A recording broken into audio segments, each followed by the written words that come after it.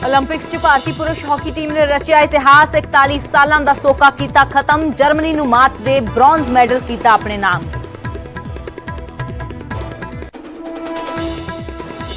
प्रधानमंत्री मोदी ने भारतीय हॉकी टीम दे नाल फोन ते कीती गलबात। ओलंपिक च ब्रॉन्ज जितण लई दित्ती वधाई। बोले तुसीं इतिहास सिरज दिता। भारत की इतिहासिक जित तो बाद जशन च डुबिया पूरा देश। परिवारां दीआं अखां च खुशी दे हंझू तां ढोल नगाड़े वजा के जम के मनाया जा रहा है जित दा जशन।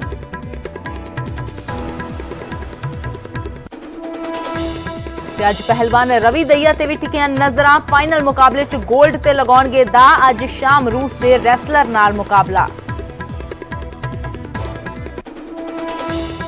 2022 ਦੀਆਂ ਚੋਣਾਂ ਤੋਂ ਪਹਿਲਾਂ ਪ੍ਰਸ਼ਾਂਤ ਕਿਸ਼ੋਰ ਨੇ ਛੱਡਿਆ ਕੈਪਟਨ ਦਾ ਸਾਥ। ਸੀਐਮ ਦੇ ਸਿਆਸੀ ਸਲਾਹਕਾਰ ਦੇ ਅਹੁਦੇ ਤੋਂ ਦਿੱਤਾ ਅਸਤੀਫਾ। ਚਿੱਠੀ 'ਚ ਲਿਖਿਆ ਪਬਲਿਕ ਲਾਈਫ ਤੋਂ ਥੋੜੇ ਸਮੇਂ ਲਈ ਚਾਹੁੰਦਾ ਹਾਂ ਬ੍ਰੇਕ।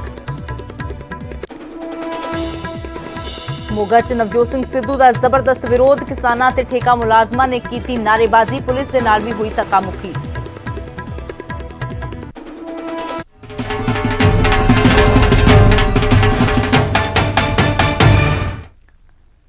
सत श्री अकाल। न्यूज़ 18 पंजाब हरियाणा हिमाचल देख रहे सारे दर्शकों का स्वागत। मैं अमृत विरदी। बुलेटिन की शुरुआत करते हैं किसान आगू गुरनाम चढ़ूणी दे नाल जो एक नवे विवाद विच फस गए ने। जी हाँ, इस बार गुरनाम चढ़ूणी का विवाद बाबा साहब अंबेडकर दे नाल जुड़िया होया है। दरअसल बाबा साहब अंबेडकर के अपमान के इल्जाम चढ़ूणी ते लगे ने ते बसपा ने चढ़ूणी के खिलाफ पुलिस नूं शिकायत भी दी है। दरअसल अपने गले दे विचों हार उतार के अंबेडकर की मूर्ति ते पाया सी गुरनाम सिंह चढ़ूणी ने। तो कल बीजेपी ने भी इस गल से सख्त एतराज जताया सी। डॉक्टर अंबेडकर का अपमान पूरे देश का अपमान है, ये बीजेपी कहती कोई नजर आई है। तो गुरनाम सिंह चढ़ूणी जो अक्सर विवादों के विच फसते रहते ने, आपो अपने बयानों नूं दे के कदे सियासतदानां दी मीटिंगां दे विच शामिल होण नूं लैके ते कदे पंजाब की सियासत नाल जुड़े बयान चाहे देने होण या फिर हुण जो नवा विवाद उन्हां दे नाल जुड़िया है वो है बाबा साहब अंबेडकर की मूर्ति नूं उन्होंने अपने गले दे विचों उतार के हार पाया है। तो इस गल ते हुण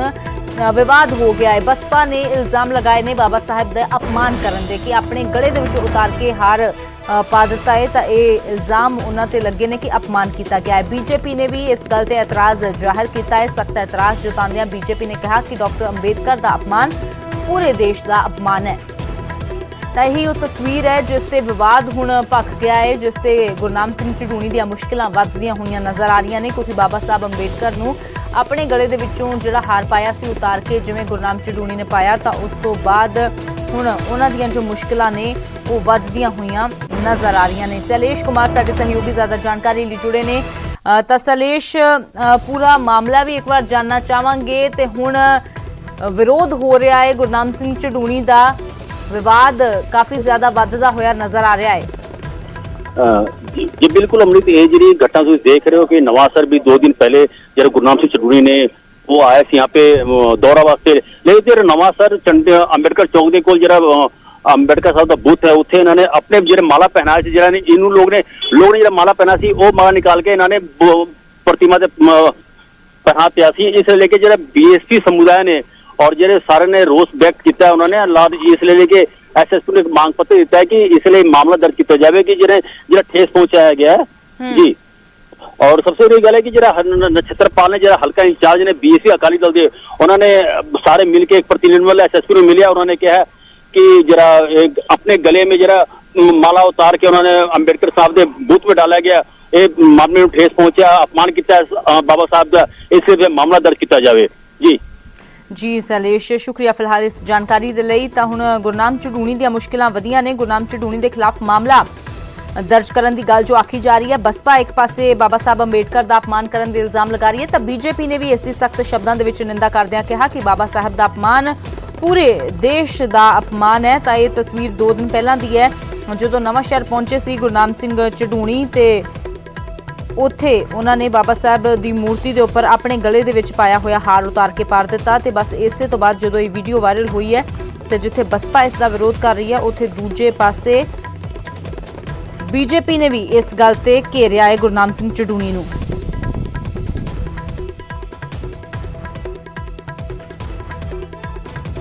ਤਾਂ ਨਵੇਂ ਵਿਵਾਦ ਦੇ ਵਿੱਚ ਫਸ ਗਏ ਨੇ ਕਿਸਾਨ ਆਗੂ ਗੁਰਨਾਮ ਸਿੰਘ ਝਡੂਣੀ ਆਪਣੇ ਵੱਖ-ਵੱਖ ਬਿਆਨਾਂ ਨੂੰ ਲੈ ਕੇ। ਹਾਲਾਂਕਿ ਹਮੇਸ਼ਾ ਚਰਚਾ ਦੇ ਵਿੱਚ ਰਹਿੰਦੇ ਨੇ, ਵਿਵਾਦਾਂ ਦੇ ਵਿੱਚ ਰਹਿੰਦੇ ਨੇ, ਤੇ ਹੁਣ ਇੱਕ ਨਵਾਂ ਵਿਵਾਦ ਸਹੇੜ ਲਿਆ ਹੈ। ਗੁਰਨਾਮ ਸਿੰਘ ਝਡੂਣੀ ਨੇ ਆਪਣੇ ਗਲੇ ਦੇ ਵਿੱਚ ਪਾਈ ਹੋਈ ਮਾਲਾ ਉਤਾਰ ਕੇ ਬਾਬਾ ਸਾਹਿਬ ਦੇ ਬੁੱਤ ਤੇ ਪਾਉਣ ਤੋਂ ਬਾਅਦ ਵਿਵਾਦ ਹੋ ਗਿਆ ਹੈ। ਉਹਨਾਂ ਦੇ ਇਸ ਐਕਸ਼ਨ ਤੇ ਬਸਪਾ ਨੇ ਜਿੱਥੇ ਇਤਰਾਜ਼ ਜਤਾਇਆ ਹੈ, ਉੱਥੇ ਹੀ जो बीजेपी भी है सख्त एतराज जता रही है। बसपा ने ਝਡੂਣੀ ਦੇ खिलाफ पुलिस ਨੂੰ शिकायत दी है। मामला दर्ज करने की FIR दर्ज करने की गल आखी जा रही है।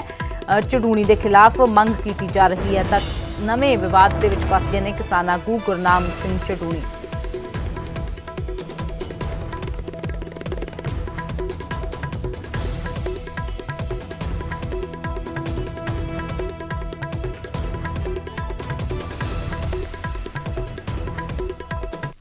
तो हुण गल करते हैं प्रशांत किशोर दी, जिन्होंने पंजाब की सियासत तो किनारा कर लिया, या कह लो कि इस वेले उन्होंने देश की सियासत तो ही किनारा कर लिया है, क्योंकि प्रशांत किशोर ने अस्तीफा दे दिता है कैप्टन अमरिंदर सिंह के प्रिंसीपल एडवाइजर के तौर पर। तो प्रशांत किशोर के वालों अस्तीफा दिता गया है, जिस दे विच उन्होंने लिखा है कि मैं जो है वो ब्रेक लेना चाहना हाँ, मैं अजे अपनी पब्लिक लाइफ तो ब्रेक लेना चाहना हाँ। तो CM के सलाहकार के तौर पर प्रशांत किशोर के वालों अस्तीफा दे दिता गया है। प्रशांत किशोर ने अस्तीफा दे दिता है।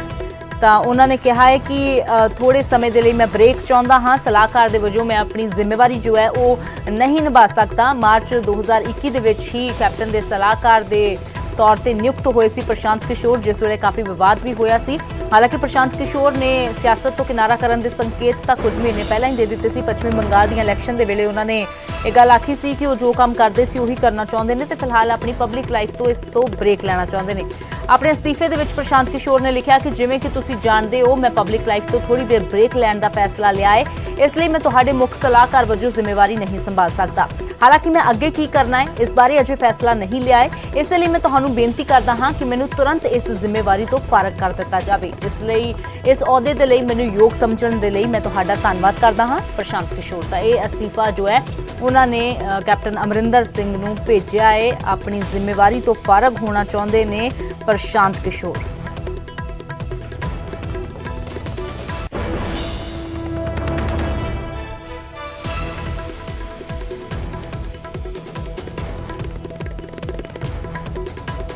ਕਾਰ ਦੇ ਵਿੱਚ ਪ੍ਰਸ਼ਾਂਤ ਕਿਸ਼ੋਰ ਨੂੰ ਲਿਆ ਕੇ ਸਲਾਹਕਾਰ ਦਾ ਅਹੁਦਾ ਦਿੱਤਾ ਗਿਆ, ਕੋਠੀਆਂ ਦਿੱਤੀਆਂ ਗਈਆਂ, ਦਫ਼ਤਰ ਦਿੱਤੇ ਗਏ, ਗੱਡੀਆਂ ਦਿੱਤੀਆਂ ਗਈਆਂ, ਉਹ ਵੀ ਸਾਰੇ ਪੰਜਾਬ ਦੇ ਲੋਕਾਂ ਦੀਆਂ ਜੇਬਾਂ ਦੇ ਵਿੱਚੋਂ।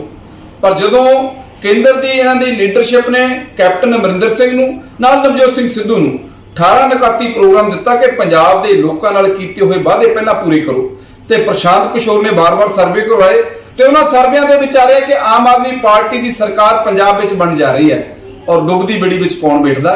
उसे कहावत नूं अज पूरा किया प्रशांत किशोर ने। इसे कारण कि कांग्रेस की सरकार जिहड़ी है बुरी तरह जिवें दिल्ली दे विच जीरो हुई है, इत्थे भी अरविंद केजरीवाल दी नीतियां दे अगे जीरो होण जा रही है।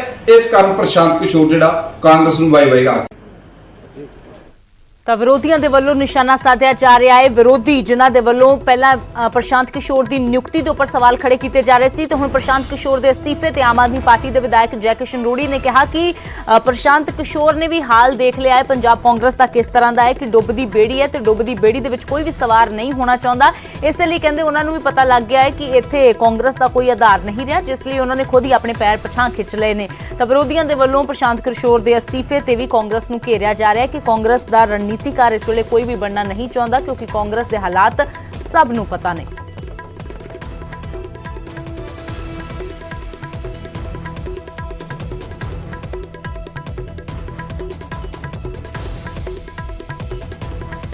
तो हुण गल करदे हां रवनीत बिट्टू दी, जिन्हां दी कल तकरारबाजी हुई है हरसिमरत कौर बादल दे नाल। पर कल दी बहस तो बाद भी रवनीत बिट्टू ने फिर तो हरसिमरत कौर बादल ते निशाना साधा है। रवनीत बिट्टू ने कहा कि हरसिमरत बादल अपना झूठ लुका रहे हैं, क्योंकि जदों ऑर्डीनेंस आए सी उदों अकाली दल ने समर्थन किया सी, हरसिमरत कौर बादल अते बादलों ने समर्थन किया सी।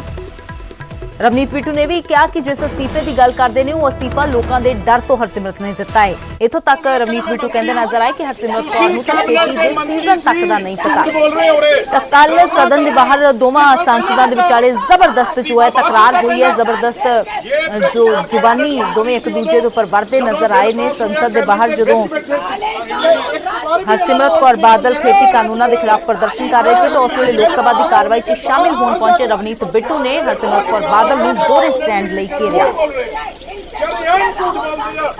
ਕੈਬਨਿਟ ਮੰਤਰੀ ਸੀ ਉਹ ਮੋਦੀ ਦੀ ਉਮਰ ਦੇ ਨਾਲ ਬੈਠੇ ਸੀ, ਨਾਲ ਬੀਐਸਪੀ। ਬਾਦਲ ਦਾ ਜਿਹੜਾ ਵਿਧਾਨ ਸਭਾ ਹਲਕਾ ਏ ਇਹ ਚਿਹਰੇ ਨੌਜਵਾਨ ਇਹ ਉੱਥੋਂ ਆਏ ਹੋਏ ਆ। ਇਹਨਾਂ ਨੂੰ ਪੁੱਛ ਲਓ ਬਈ ਹਰਸਿਮਰਤ ਕੌਰ ਜਦੋਂ ਇਹ ਆਰਡੀਨੈਂਸ ਆਏ ਸੀ ਮੈਨੂੰ ਸਮਝਾਉਣ ਦੀ ਬਜਾਏ ਉਹ ਆਪਣਾ ਝੂਠ ਕਿਉਂ ਲੁਕਾਉਂਦੇ ਆ। ਉਹ ਦੱਸਣ ਵੀ ਜਿੱਦਣ ਆਰਡੀਨੈਂਸ ਆਏ ਸੀ ਉਹ ਕੈਬਨਿਟ ਦੇ ਵਿੱਚ ਸੀ ਜਾਂ ਨਹੀਂ, ਜਾਂ ਉਹ 2 ਮਹੀਨੇ ਲੋਕਾਂ ਨੂੰ ਸਮਝਾਉਂਦੇ ਰਹੇ। ਲੰਬੀ ਪ੍ਰਕਾਸ਼ ਸਿੰਘ ਬਾਦਲ ਹਜੇ ਕਿ ਉਹ ਪੋਲਿਟਿਕਸ ਤੋਂ ਹੁਣ ਬਾਹਰ ਨੇ, ਇਸ ਇੱਕੋ ਬਿਆਨ ਆਇਆ ਜਦੋਂ ਦੇ ਉਹ ਚੀਫ ਮਿਨਿਸਟਰ ਤੋਂ ਹਟੇ ਨੇ 5 ਸਾਲ ਪਹਿਲਾਂ ਦੇ, ਜਾਂ ਇੱਕੋ ਬਿਆਨ ਆਇਆ ਉਹਨਾਂ ਦਾ ਸਿਰਫ ਇਹ ਬਿੱਲਾਂ ਖਾਤਰ ਵੀ ਇਹ ਇੰਨੇ ਵਧੀਆ ਕਿਸਾਨ ਪੱਖੀ ਬਿੱਲ ਲੈ ਕੇ ਆ ਰਹੇ ਆ। ਕਿਉਂਕਿ ਇਹ ਅੰਡਾਨੀ ਅਮਾਨੀ ਦੇ ਨਾਲ ਰਲੇ ਉੱਡੇ ਸਰਮਾਏਦਾਰ ਨੇ। ਇਹਨਾਂ ਨੇ ਸਾਰਿਆਂ ਦੀਆਂ ਜ਼ਮੀਨਾਂ ਦੱਬਣੀਆਂ, ਚਾਹੇ ਉਹ ਲੰਬੀ ਹੋਣ ਚਾਹੇ ਹੋਰ ਆ। ਤੇ ਉਹ ਮਾਨਸਾ ਪੂਰੀ ਨਹੀਂ ਹੋਈ ਜਦ ਦੇਖਿਆ ਵੀ ਪੰਜਾਬ ਦੇ ਲੋਕ ਤਾਂ ਉੱਠ ਖੜੇ। ਉਸ ਕਰਕੇ ਘਬਰਾਹਟ 'ਚ ਜਦੋਂ ਦੇਖਿਆ ਪਾਰਲੀਮੈਂਟ 'ਚ ਵੀ ਹੁਣ ਤਾਂ ਭਾਈ ਸਾਰੇ ਉਲਟ ਖੜੇ ਹੋ ਗਏ। ਰਾਤ ਨੂੰ ਘਰੇ ਜਾ ਕੇ ਡਰ ਦੇਖੋ ਕਿੰਨਾ ਅਮਿਤ ਸ਼ਾਹ ਦਾ, ਡਰ ਦੇਖੋ ਮੋਦੀ ਜੀ ਦਾ ਕਿੰਨਾ। ਜੀਤ 'ਚ ਜਾਨ ਸੀ ਨਾ ਜਿਹੜਾ ਕਹਿੰਦੇ ਮੈਂ ਅਸਤੀਫਾ ਮਾਰਿਆ, ਅਸਤੀਫਾ ਮਾਰਦੇ floor of the house, parliament ਅਸਤੀਫਾ ਦਿੰਦੇ ਮਾਰਦੇ ਭਗਾ ਕੇ ਮੂਹਰੇ ਪ੍ਰਾਈਮ ਮਿਨਿਸਟਰ ਤੇ। ਤਾਂ ਮੰਨਦੇ ਤੁਸੀਂ ਪੰਜਾਬੀ ਹੋ। ਤੁਸੀਂ ਤਾਂ ਦੋਨੋਂ ਘਰ ਵਾਲੇ ਘੜੀ ਲੁੱਕ ਕੇ ਆਪਣੀ ਕੋਠੀ ਦੇ ਅੰਦਰ ਉੱਥੇ ਮੀਡੀਆ ਸੱਦ ਕੇ ਅਸਤੀਫਾ ਦਿੱਤਾ ਏ। ਤੇ ਇਸ ਕਰਕੇ ਹਜੇ ਵੀ ਤੁਹਾਨੂੰ ਇਹ ਨਹੀਂ ਪਤਾ ਵੀ ਅੱਜ ਸੀਜ਼ਨ ਕਿਸ ਚੀਜ਼ ਦਾ, ਝੋਨੇ ਦਾ ਜਾਂ ਕਣਕ ਦਾ। ਉਹ ਪਤਾ ਨਹੀਂ ਕਿੱਥੋਂ ਪੁਰਾਣੀਆਂ ਕਣਕ ਦੀਆਂ ਬੱਲੀਆਂ ਲਿਆ ਕੇ ਸਾਂਭ ਕੇ, ਪਤਾ ਨਹੀਂ ਮੈਨੂੰ ਤਾਂ ਨਕਲੀ ਰਬੜ ਦੀਆਂ ਲੱਗਦੀਆਂ, ਪਲਾਸਟਿਕ ਦੀਆਂ ਲੱਗਦੀਆਂ ਏ ਵੀ ਉਹ ਕਿੱਥੋਂ ਲੈ ਕੇ ਆ ਗਏ ਨੇ। ਇਹਨਾਂ ਨੂੰ ਤਾਂ ਇਹੀ ਨਹੀਂ ਪਤਾ ਵੀ। ਤਾਂ ਕੱਲ ਦੀ ਤਕਰਾਰਬਾਜ਼ੀ ਤੋਂ ਬਾਅਦ ਇੱਕ ਪਾਸੇ ਤਾਂ ਅਕਾਲੀ ਦਲ ਜੋ ਹੈ ਰਵਨੀਤ ਬਿੱਟੂ ਤੋਂ ਮਾਫੀ ਦੀ ਮੰਗ ਕਰ ਰਿਹਾ, ਪਰ ਦੂਜੇ ਪਾਸੇ ਰਵਨੀਤ ਬਿੱਟੂ ਨੇ ਤਾਂ ਦੁਬਾਰਾ ਹਮਲਾਵਰ ਰੁਖ ਅਖਤਿਆਰ ਕਰਦੇ ਹੋਏ ਹਰਸਿਮਰਤ ਕੌਰ ਬਾਦਲ ਤੇ ਨਿਸ਼ਾਨਾ ਸਾਧਿਆ ਤੇ ਕਿਹਾ ਕਿ ਉਹਨਾਂ ਨੂੰ ਤਾਂ ਇਹ ਤੱਕ ਨਹੀਂ ਪਤਾ ਕਿ ਸੀਜ਼ਨ ਕਿਹੜਾ ਚੱਲ ਰਿਹਾ ਖੇਤੀ ਦਾ। ਪੂਰਾ ਮਾਮਲਾ ਕੱਲ ਵਿਵਾਦ ਸ਼ੁਰੂ ਕਿੱਥੋਂ ਹੋਇਆ ਉਹ ਵੀ ਤੁਹਾਨੂੰ ਦਿਖਾਉਂਦੇ ਹਾਂ। ਉਹਨੇ ਡਰਾਮਾ ਕਰਦੇ ਹੋ। ਕੈਬਨਿਟ ਮੰਤਰੀ ਸੀ ਤੁਸੀਂ ਬਿੱਲ ਪਾਸ ਕਰਵਾਇਆ ਕੈਬਨਿਟ ਬਹਿ ਕੇ, ਤੁਸੀਂ ਬਿੱਲ ਕਰਾਇਆ ਪਾਸ ਕੈਬਨਿਟ। ਤੁਸੀਂ ਪਹਿਲਾਂ ਕਹੋ नो ये नकली है, ये बिल पास करवाया इन्होंने कैबिनेट में, कराया कि नहीं कराया? ਤੁਸੀਂ कैबिनेट सी ਜਾਂ नहीं होगा मंत्री सी, झूठ बोल रहे कहने मैं मंत्री नहीं सी। ਤੁਸੀਂ कैबिनेट ਦੇ ਮੰਤਰੀ ਸੀ, झूठ बोल रहे हो रे, ड्रामा कर रहे हो। इस्तीफा पहला दिता, इस्तीफा बाद दिता पहला। ये बिल्कुल कैबिनेट मंत्री सी उदों ਜਦੋਂ ਬਿੱਲ ਪਾਸ ਹੋਇਆ ਕੈਬਨਿਟ ਦੇ ਵਿੱਚ ਬੈਠੇ ਸੀ। ਇੱਕ ਵਾਰ ਵੀ ਇਹਨਾਂ ਨੇ ਆਲਟ ਨਹੀਂ ਬਿੱਲ ਪਾਸ ਹੋਣੇ ਕੇ ਬਾਅਦ घर जाके इस्तीफा दिया। झूठ बोल रहे, चढ़ियां झूठ बोलते ਆ। एक कैबिनेट मंत्री ਸੀ ਉਹ ਮੋਦੀ ਦੀ ਉਮਰ ਦੇ ਨਾਲ ਬੈਠੇ ਸੀ, ਨਾਲ ਬੀਐਸਪੀ। ਇਹ ਬਿੱਲ ਪਾਸ ਕਰਾਉਣ ਵਾਲੇ ਆ, कैबिनेट मंत्री ਸੀ। ਜੇ ਸੱਚਾ ਝੂਠਾ ਬੋਲੋ ਤੁਸੀਂ, ਇਹ ਬੋਲੋ ਸੱਚਾ ਝੂਠਾ। कैबिनेट मंत्री बिल पास करवा के इस्तीफा कर दिया, बिल पास करा के दिया, पहले दिया। 2 महीने लगातार बिल के हक में बोलते रहे। 2 महीने बड़े बादल साहब, छोटे बादल साहब, आज कितने ने 5 दिन बादल साहब हो गए। अकाली दल के प्रधान ने वो गायब ने 5 दिनों का पार्लीमेंट दसो किथे आ। मेरी पहली स्पीच सी कैबिनेट मंत्री सी विच, वो भी कैबिनेट मंत्री बिल्कुल झूठ कैबिनेट मंत्री सी विच, और ड्रामा कर दिया खड़े होके कैबिनेट मंत्री विरोधी सरकार सब ये पर्दाफाश हो जाएगा। झूठ बोल के पूछो मंत्री सी या नहीं, कैबिनेट सी या नहीं है, और ड्रामा करते आके ये तो मारने वाले किसानों नूं, ये तो बिल पास कराने वाले, और ड्रामा करते खड़ के पार्लीमेंट के बाहर बिल्कुल झूठे ने। एजेंट बने हुए हैं भाजपा के एजेंट को देख लो, भाजपा के एजेंट। इनके साथ कौन सी एकता होगी? आप कहाँ सुखबीर बादल इनके प्रेसिडेंट, पूछो कहाँ है पार्टी? 5 दिन हो गए, कहाँ है इनके प्रधान? एक दिन भी प्रधान इन्हों दे पंजाब के ने, एक दिन भी थोड़े सुखबीर सिंह बादल 5 दिन हो गए प्रेस कॉन्फ्रेंस कर रहे हो।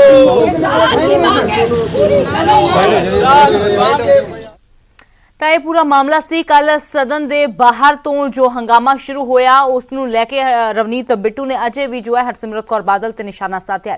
ਤੇ ਹੁਣ ਗੱਲ ਕਰਦੇ ਹਾਂ ਉਹਨਾਂ 93 ਵਿਧਾਇਕਾਂ ਦੀ ਜੋ ਸਰਕਾਰੀ ਖਜ਼ਾਨੇ ਨੂੰ ਖੋਰਾ ਲਗਾ ਰਹੇ ਨੇ। ਆਰਟੀਆਈ ਦੇ ਵਿੱਚ ਵੱਡਾ ਖੁਲਾਸਾ ਹੋਇਆ ਹੈ ਕਿ 93 ਵਿਧਾਇਕਾਂ ਦੇ ਟੈਕਸ ਦਾ ਸਿੱਧਾ ਬੋਝ ਸਰਕਾਰ ਤੇ ਪੈ ਰਿਹਾ ਹੈ। ਹੈਰਾਨੀ ਦੀ ਗੱਲ ਤਾਂ ਇਹ ਹੈ ਕਿ ਇਹਨਾਂ ਵਿਧਾਇਕਾਂ ਦੇ ਵਿੱਚੋਂ ਜ਼ਿਆਦਾਤਰ ਕਰੋੜਪਤੀ ਨੇ। ਹੁਣ ਤੁਹਾਨੂੰ ਅਜਿਹੇ ਹੀ ਕਰੋੜਪਤੀ ਵਿਧਾਇਕਾਂ ਦੀ ਕੁੰਡਲੀ ਦਿਖਾਉਂਦੇ ਆ ਜਿਨ੍ਹਾਂ ਦਾ ਇਨਕਮ ਟੈਕਸ ਜਨਤਾ ਦੇ ਪੈਸਿਆਂ ਨਾਲ ਭਰਿਆ ਜਾ ਰਿਹਾ ਹੈ।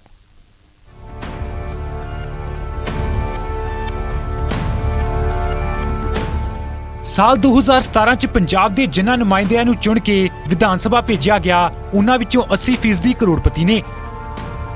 ਬਾਵਜੂਦ ਇਸ ਦੇ ਇਹਨਾਂ ਵਿੱਚੋਂ ਜ਼ਿਆਦਾਤਰ ਦੀ ਤਨਖਾਹ ਤੇ ਲੱਗਣ ਵਾਲਾ ਟੈਕਸ ਅੱਜ ਵੀ ਪੰਜਾਬ ਦੀ ਜਨਤਾ ਦੇ ਪੈਸਿਆਂ ਨਾਲ ਭਰਿਆ ਜਾਂਦਾ ਹੈ। ਹੈਰਾਨੀ ਦੀ ਗੱਲ ਇਹ ਹੈ ਕਿ ਗੱਲ-ਗੱਲ ਤੇ ਨੈਤਿਕਤਾ ਦਾ ਪਾਠ ਪੜਾਉਣ ਵਾਲੇ ਕਈ ਵਿਧਾਇਕ ਵੀ ਖੁਦ ਇਸ ਲਿਸਟ 'ਚ ਸ਼ਾਮਿਲ ਨੇ।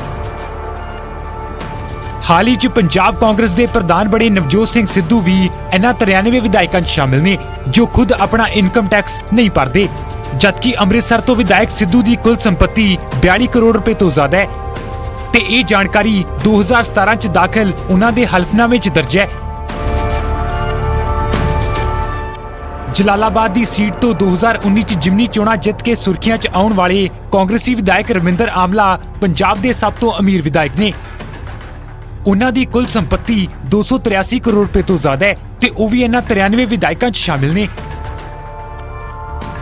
ਗੱਲ-ਗੱਲ ਤੇ ਸਰਕਾਰ ਨੂੰ ਘੇਰਨ ਵਾਲੇ ਅਕਾਲੀਆਂ ਦਾ ਹਾਲ ਵੀ ਕੁਝ ਵੱਖਰਾ ਨਹੀਂ ਹੈ। 2017 ਦੇ ਹਲਫਨਾਮੇ ਦੇ ਮੁਤਾਬਕ ਮਜੀਠਾ ਤੋਂ ਵਿਧਾਇਕ ਬਿਕਰਮ ਸਿੰਘ ਮਜੀਠੀਆ ਦੀ ਕੁੱਲ ਸੰਪत्ति 18 ਕਰੋੜ ਰੁਪਏ ਤੋਂ ਉੱਤੇ ਹੈ, ਪਰ ਉਹ ਵੀ ਆਪਣਾ ਟੈਕਸ ਭਰਨ ਲੱਗਿਆਂ ਕਤਰਾਉਂਦੇ ਨੇ। ਡੇਰਾਬੱਸੀ ਤੋਂ ਵਿਧਾਇਕ ਐਨਕੇ ਸ਼ਰਮਾ ਦੀ ਸੰਪत्ति 10 ਕਰੋੜ ਰੁਪਏ ਤੋਂ ਜ਼ਿਆਦਾ ਹੈ, ਫਿਰ ਵੀ ਉਹਨਾਂ ਦਾ ਟੈਕਸ ਸਰਕਾਰੀ ਖਜ਼ਾਨੇ 'ਚੋਂ ਭਰਿਆ ਜਾਂਦਾ ਹੈ। 2017 ਚ ਆਪਣੀ ਸੰਪत्ति ਕਾਰਨ ਸੁਰਖੀਆਂ ਬਟੋਰਨ ਵਾਲੇ ਸਾਬਕਾ ਮੰਤਰੀ ਤੇ ਕਪੂਰਥਲਾ ਤੋਂ ਕਾਂਗਰਸ ਦੇ ਮੌਜੂਦਾ ਵਿਧਾਇਕ ਰਾਣਾ ਗੁਰਜੀਤ ਸਿੰਘ ਵੀ ਇਹਨਾਂ 93 ਵਿਧਾਇਕਾਂ 'ਚ ਸ਼ਾਮਿਲ ਨੇ, ਜਦਕਿ ਉਹਨਾਂ ਦੀ ਕੁੱਲ ਸੰਪत्ति 124 ਕਰੋੜ ਰੁਪਏ ਤੋਂ ਜ਼ਿਆਦਾ ਹੈ। ਖੁਦ ਨੂੰ ਨਵੇਂ ਵਿਕਲਪ ਦੇ ਤੌਰ ਤੇ ਪੇਸ਼ ਕਰਨ ਵਾਲੀ ਆਮ ਆਦਮੀ ਪਾਰਟੀ ਦਾ ਵੀ ਇਹੀ ਹਾਲ ਹੈ। ਮੌਜੂਦਾ ਵਿਧਾਇਕਾਂ ਦੀ ਲਿਸਟ 'ਚ ਅਮਨ ਅਰੋੜਾ ਆਮ ਆਦਮੀ ਪਾਰਟੀ ਦੇ ਸਭ ਤੋਂ ਅਮੀਰ ਵਿਧਾਇਕ ਨੇ, ਜਿਨ੍ਹਾਂ ਦੀ ਸੰਪत्ति 21 ਕਰੋੜ ਰੁਪਏ ਦੇ ਕਰੀਬ ਹੈ ਤੇ ਉਹ ਵੀ ਖੁਦ ਨਾ ਟੈਕਸ ਭਰ ਕੇ ਇਹਨਾਂ ਵਿਧਾਇਕਾਂ 'ਚ ਸ਼ਾਮਿਲ ਨੇ।